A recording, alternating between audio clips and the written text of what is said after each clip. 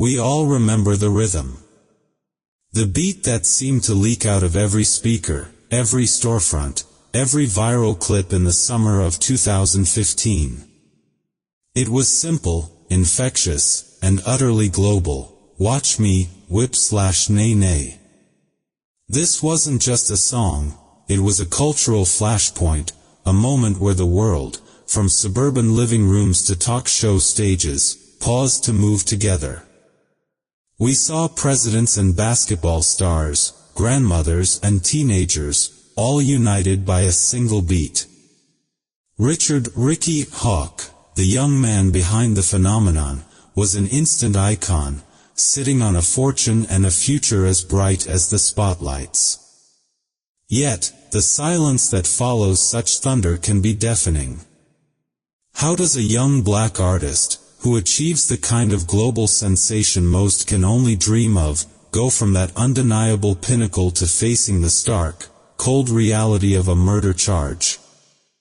How did Silento, the boy who made the world dance, lose not only a multi-million-dollar empire but, tragically, his freedom and his mind?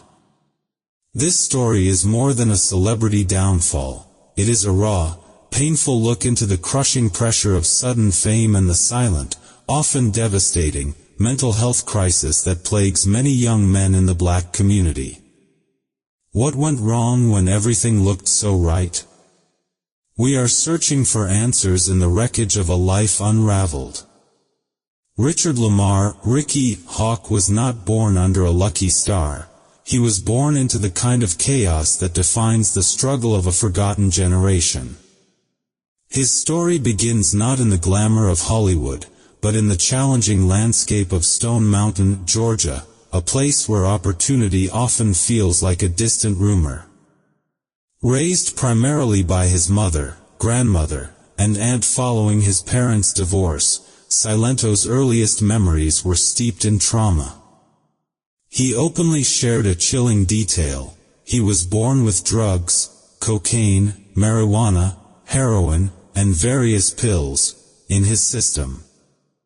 This immediate, non-consensual exposure set the stage for a life where internal battles were as constant as the external ones.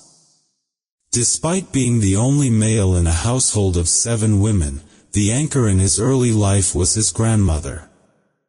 It was her loving belief that he possessed a special talent, a spark of promise in a harsh reality, that sustained him. He cherished the idea of performing, dreaming of reaching millions. His musical influences were a kaleidoscope of rhythm and showmanship, ranging from Usher and Mariah Carey to Michael Jackson, the eternal standard for any young performer in the black community. Beneath the surface of a talented child lay a complex, undiagnosed, and deeply rooted mental health crisis. Silento was formally diagnosed with bipolar disorder, depression, and anxiety. Though never officially diagnosed with ADHD, he was prescribed sleeping pills and ADHD medication. Crucially, he witnessed his own family members battling severe mental health issues, seeing them talk to walls, fight, and attempt to harm one another. This environment, where mental illness was normalized yet untreated, was a breeding ground for future catastrophe. The loss of his beloved grandmother around age 13 was a seismic event. Without his emotional compass, and with his mother dealing with her own struggles, he moved in with his aunt, a pharmaceutical representative who offered financial stability and strict expectations. The change of setting, however, didn't bring peace. In his new school, he was bullied, which he met with fighting and defiance, leading him into juvenile detention. His aunt had a vision for him, a stable career mirroring her own, but Ricky had already chosen a different, riskier path. By the 8th grade, the Atlanta music scene offered 2 paths for young black men, rapping or selling drugs. Choosing to be a role model, Silento committed to positive music, determined to rap without curse words. He initially formed a group called YSK, Young Swag Kids, releasing music about academic success. But he was destined for solo stardom. In high school, he adopted the name Silento, a portmanteau for less talk and more action, a profound irony given the internal turmoil he silently carried.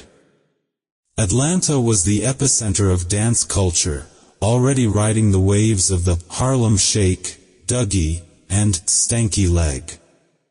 One day, he decided to synthesize these trends, creating his own blend of movements. The genesis of the global phenomenon occurred not in a studio, but in his aunt's basement bathroom, using the sink to mimic a beat. When he brought the dance to school, the reaction was instantaneous. A 15-second a cappella clip on Instagram exploded, particularly among young women, signaling a shift in cultural power. He had finally found after months of relentless begging, producer Buello finally delivered a simple beat, a Christmas gift that would forever change Richard Hawk's life. The moment Silento uploaded the song, Watch Me, Nae Nae, to SoundCloud, the trajectory was undeniable. Within the first day, it hit 1,000 plays. The next, 4,000. Within days, the count reached into the millions. This wasn't marketing, it was pure cultural alchemy. The song transcended music charts, it became a language. The industry quickly caught on, and a fierce bidding war erupted among record labels across the world.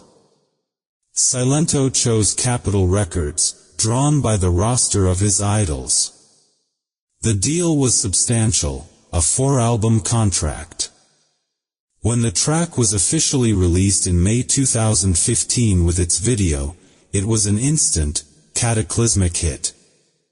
It peaked at number 3 on the Billboard Hot 100 and remarkably, spent 51 weeks, an entire year, on the charts. Today, that single music video commands over $1.8 billion views on YouTube. The impact was unprecedented. Everybody in the mama was dancing to that song. The dance itself became an essential piece of American pop culture. Hillary Clinton, Ellen DeGeneres, and Chris Brown all participated. The phenomenon was globally recognized, with videos coming from Britain, China, and Australia. It was a generational anthem, an electrifying moment that crossed race, class, and geography. By the time the dust settled, the song was certified 6 times platinum. He won a Soul Train Music Award for Best Dance Performance, a true affirmation from the black community that his artistry had landed. At the age of 17, Silento had attained a net worth of approximately $5 million. He was living a dream, but he was dangerously unprepared for the reality of sudden wealth. This vulnerability is a recurring theme for young, successful artists, especially in the black community, who often lack the infrastructure and education to navigate the cutthroat music business.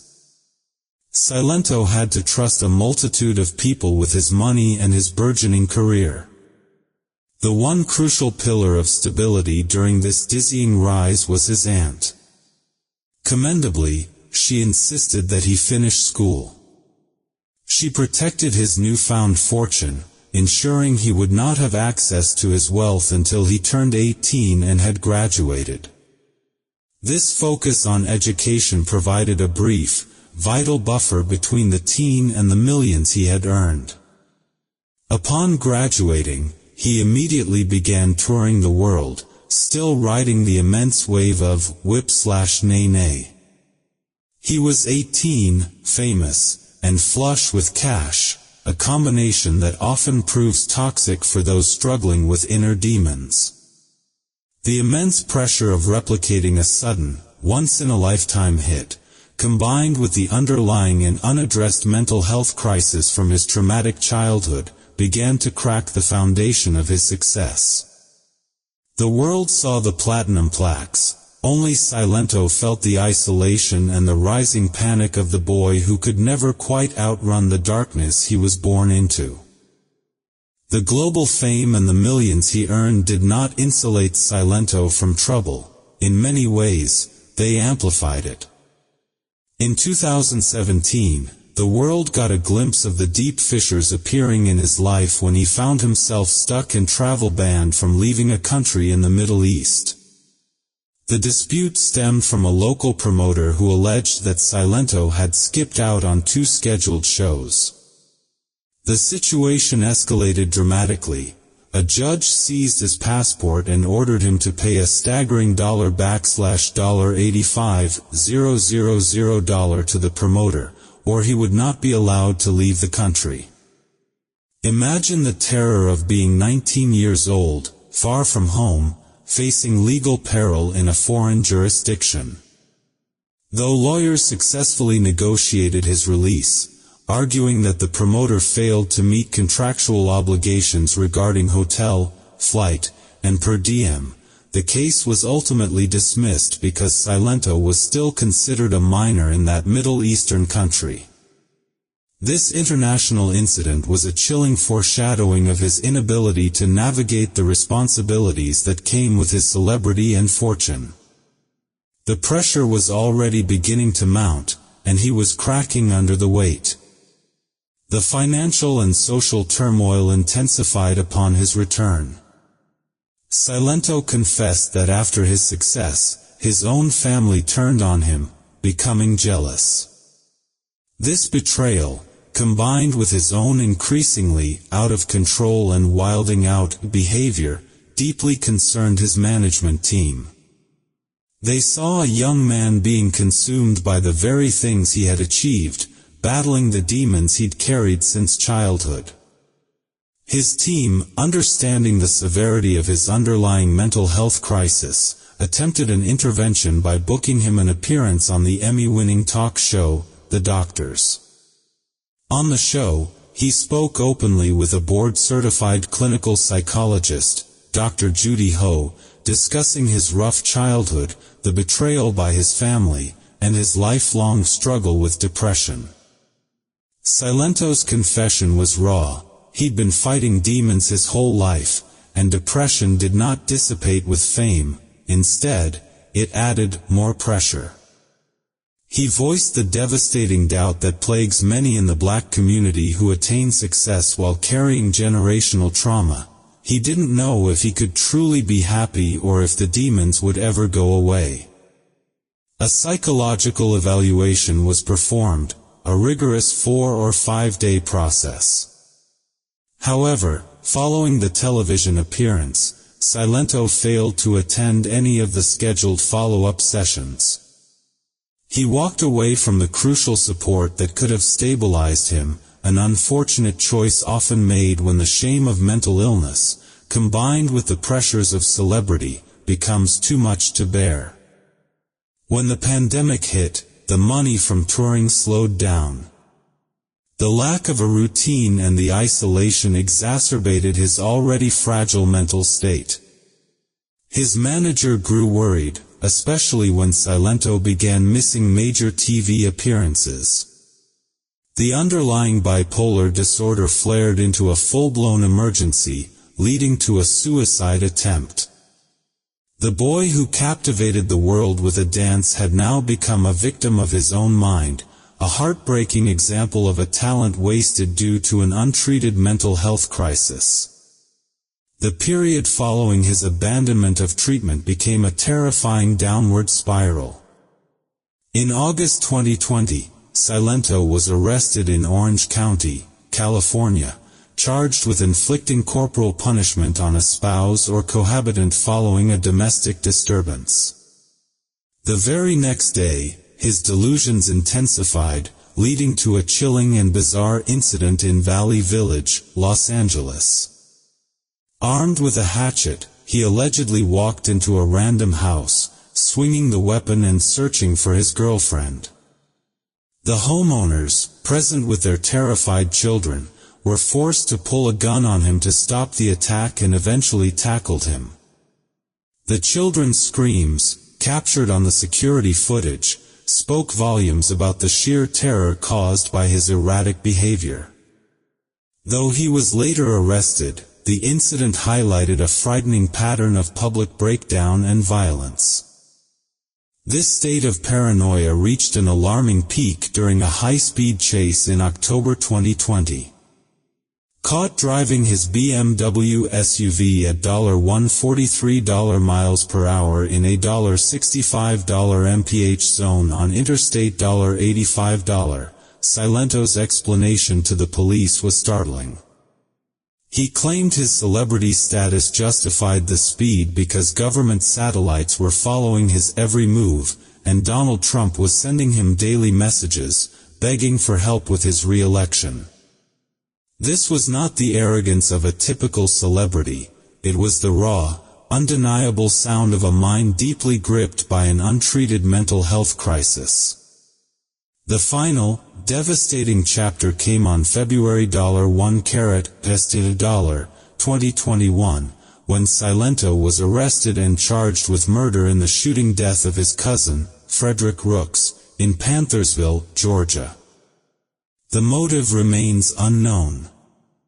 The contrast is crushing. A global icon who brought joy to millions stands accused of taking a life within his own family, a tragic, internal conflict that often stems from deep, unresolved trauma. This catastrophic ending forced the black community to confront a painful reality. His publicist pleaded with the courts, requesting a $$25,000 bond for his transfer to a secure mental health facility. The argument was clear. He was not an ordinary bail risk, but a young man in need of immediate psychiatric treatment. However, the judge, citing Silento's mental instability and documented history of non-compliance with prescribed medication, denied the bail, deeming him a risk to the community. This story stands as a visceral reminder of how the neglect of mental health, often stigmatized and ignored within the black community, can lead to irreversible, life-altering violence, turning a success story into a profound and heartbreaking cautionary tale. The story of Silento is a modern-day tragedy, a stark illumination of the dangers lurking beneath the surface of overnight fame. It is a story that, tragically, ends not with applause but with the heavy silence of a jail cell. His brief, brilliant flame illuminated a corner of the culture, defining a viral moment that crossed every border. Yet, the price of that fame, combined with the demons he carried, proved far too high. His journey forces a critical examination of the systems that fail young talent, especially young black men in America. When he was sitting on a $$5 million fortune, he was still the vulnerable boy who witnessed trauma and was battling undiagnosed bipolar disorder, depression, and anxiety. His publicist's plea was not for a celebrity, but for a patient, a young man urgently needing a psychiatric evaluation in a secure facility. The judge's denial, while rooted in safety concerns due to his non-compliance with treatment and documented history of violence, is a heartbreaking reflection of the system's failure to prioritize the mental health crisis until it erupts into tragedy. This is the uncomfortable lesson left by Richard Hawke's life. Success, wealth, and global recognition cannot heal deep-seated psychological wounds. His story serves as a profound warning to the entire black community, reminding us that the untreated trauma and mental distress, the paranoia, the mood swings, the isolation, are as lethal as any street violence. Today, the infectious beat of "Watch Me, Whip/Nae Nae" has become the haunting soundtrack to a cautionary tale. Silento's legacy is not just the dance, it is the mirror reflecting the urgent need for open dialogue and accessible resources for mental health within the Black community. We must ask ourselves why so many talented individuals, burdened by generational pain and sudden wealth, are left to fight a solitary, desperate battle against their own minds. To everyone who felt that beat, and especially to those in the Black community who understand this pain, if this story reminds you of a struggle you or a loved one is silently fighting, reach out. The true victory is not fame, but finding peace. We read every comment. Tell us, do you agree that the mental health crisis is the unseen danger behind so many celebrity downfalls? Share your thoughts below. And if you want to understand the dark paths that fame can lead to, hit subscribe to join us as we continue to shine a light on these important stories.